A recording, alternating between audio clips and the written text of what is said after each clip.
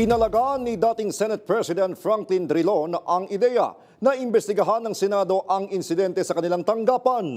Ayon sa veteranong mambabatas, hindi nila pwedeng imbestigahan ang sarili nila. Yan ang umaarangkadang balita ni Naomi Tiburcio.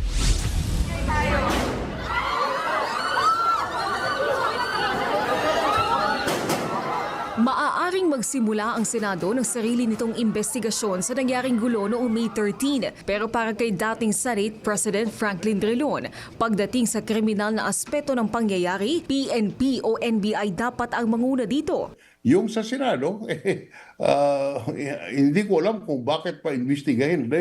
Leave the investigation to the agencies dahil ang sasabihin ng taong bayan, kung ang Senado rin mag-iimbestiga, tatakpan nila ang sarili nila.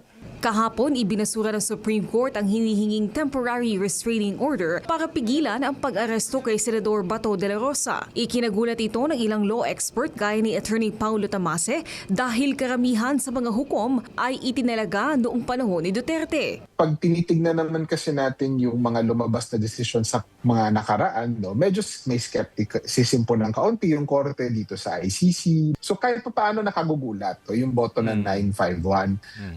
Nakagugulat din po siya in the sense na ang bilis po kasi lumabas.